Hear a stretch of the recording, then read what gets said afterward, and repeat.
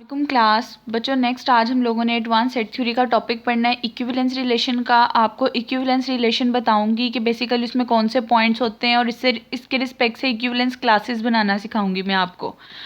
अब देखिए equivalence relation की डेफिनेशन क्या है। The relation on a set defined by a equivalent b is an equivalence relation. अगर आपको कोई एक सेट दे दिया हुआ है ए जो कि बी के इक्विवेलेंट है, आपसे कहा गया है चेक करें क्या ये इक्विवेलेंस रिलेशन बनाता है या नहीं बनाता। उसके लिए आप ये 3 कंडीशन चेक करोगे। अगर ये तीनों कंडीशन सेटिस्फाई होंगी और कोई भी सेट दूसरे सेट के इक्विवेलेंट होगा, देन आप कहोगे कि वो सेट जो है वो आपका इक्विवेलेंस रिलेशन में चेंज हो गया है। क्या 3 प्रॉपर्टीज होती हैं बच्चों, आप लोग पहले भी कई दफ़ा पढ़ चुके हो। रिफ्लेक्सिव क्या होता है, सिमेट्रिक क्या होता है, ट्रांजिटिव क्या होता है। तो अगर कोई 2 सेट दे दिए गए इक्विवेलेंट की फॉर्म में और ये तीनों प्रॉपर्टीज़ को सेटिस्फाई करते हैं कि कोई भी सेट अपने आप के इक्विवेलेंट हो, यानी कि रिफ्लेक्सिव प्रॉपर्टी होल्ड करे।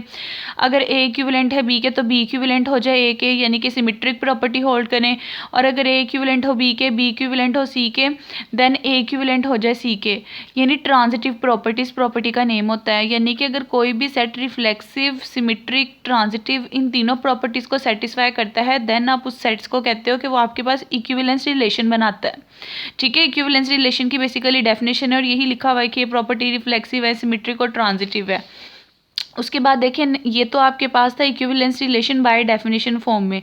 लेकिन अगर आपको कोई सेट दे दिया जाए, आपसे कहा जाए उसकी इक्विवेलेंस रिलेशन बनाए, तो इक्विवेलेंस रिलेशन बनाओगे कैसे आप लोग, और इक्विवेलेंस रिलेशन का अनदर नेम क्या होता है, ये सारी कंडीशंस मैं इस एग्जांपल के थ्रू आपको समझाऊंगी। बच्चों बेसिकली जो इक्विवेलेंस होता है, रिलेशन होता है, वो आपकी किसी भी सेट को पार्टीशनिंग कर देता है डिस्टिंक्ट सेट्स में। यानी कि अगर कोई सेट Z दे दिया गया है, आपसे कहा गया इसका इक्विवेलेंस रिलेशन बनाए, तो जब आप इसका इक्विवेलेंस रिलेशन बनाओगे आप इसे डिस्टिंक्ट सेट्स में चेंज करोगे। और इस तरह के सेट्स में चेंज करोगे कि उन सब की इंटरसेक्शन 5 होगी, यानी कि वो सारे के सारे आपस में एक दूसरे से डिफरेंट होंगे, और जब उनकी यूनियन करेंगे तो पूरे का पूरा Z बनेगा। बेसिकली ये जो सारा प्रोसीजर होता है इक्विवेलेंस रिलेशन का, इसका एक अनदर नेम भी होता है। इसको हम ये कहते हैं कि वो पार्टीशन कर देता है किसी भी सेट की। अब जैसे कि देखिए अगर सेट ऑफ इंटीजर है, आपसे कहा गया है कि इसकी पार्टीशन करें आप लोग। पार्टीशनिंग करने का एक मेथड होता है, आप इसका कोई मॉडलो फिक्स कर लो, उस मॉडलो के रिस्पेक्ट से आप इसकी पार्टीशन कर दो।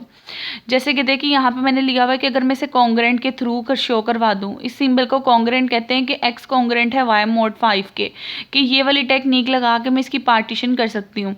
ये टेक्निक बेसिकली होती क्या है, देखिए मॉडलो 5 का मतलब ये है कि मैंने इसे Z5 के रिस्पेक्ट से इसकी पार्टीशन करनी है।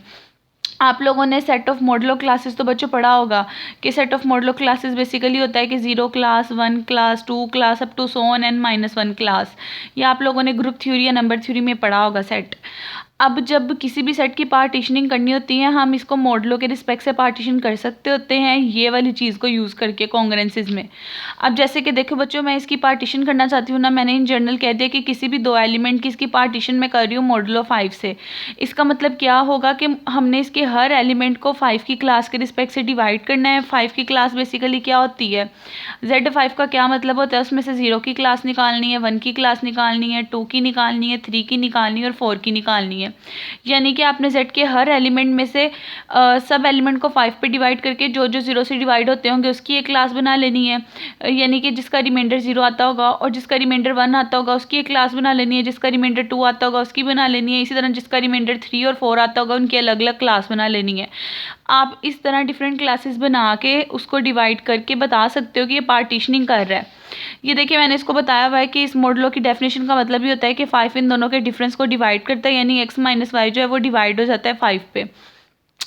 और इसको इंटीजर की फॉर्म में लिखने का ये मेथड होता है। देखिए अगर हमने 5 के मॉडलों के रिस्पेक्ट से बात करनी है, इसका मतलब ये होगा हर एलिमेंट को हमने 5 पे डिवाइड करना है, उसके बाद वहाँ से रिमाइंडर के रिस्पेक्ट से हम उसकी पार्टीशनिंग करेंगे।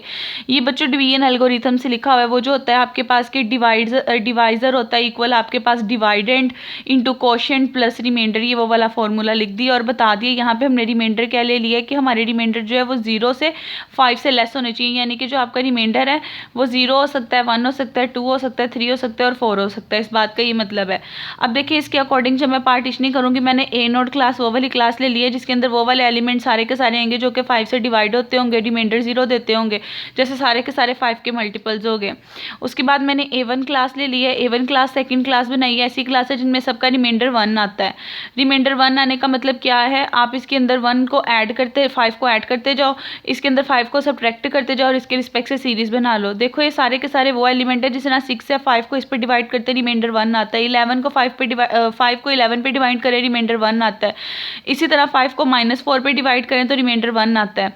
इसको याद रखने का सेकंड मेथड ये होता है, आपने 1 जो है ना यहाँ पे 1 की क्लास बना ली है, सारे के सारे वो एलिमेंट लिखने हैं जिसको अंदर 5 ऐड करते जाओ तो क्या बने और -5 ऐड करते जाओ तो क्या बने।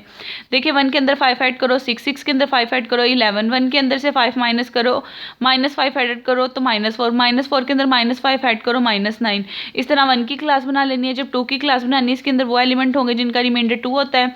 इसको भी बनाने का मेथड ये होता है, 2 के अंदर 5 को ऐड करते जाओ, 2 के अंदर -5 को ऐड करते जाओ सीक्वेंस से 1 बाय 1। इसी तरह 3 की क्लास बना लेनी है, 4 की क्लास बना लेनी है, 5 को ऐड और 5 -5 को ऐड करके। अब ये देखें टोटली आपके पास 5 क्लासेस बन जाएंगी जिसके अंदर सारे के सारे डिस्टिंक्ट एलिमेंट है। अगर आप इन सेट की इंटरसेक्शन करो 5 आएगा, इन सेट की यूनियन करो तो Z आएगा। इसका मतलब ये हमने किसी भी सेट को इक्विवेलेंस क्लासेस में 5 इक्विवेलेंस क्लासेस में डिवाइड करके उसकी पार्टीशनिंग कर दी है। तो बच्चों ये एग्जांपल बेसिकली यही बताती है कि हम किसी भी सेट को ऐसे पार्टीशन कर सकते हैं। लाजमी नहीं है 5 के रिस्पेक्ट से करना है, किसी भी सेट के रिस्पेक्ट से मॉडुलो फिक्स करके हम इसकी पार्टीशनिंग कर सकते हैं। तो ये पार्टीशनिंग करने का मेथड बताया हुआ है आपको और सेट्स भी बता दिए।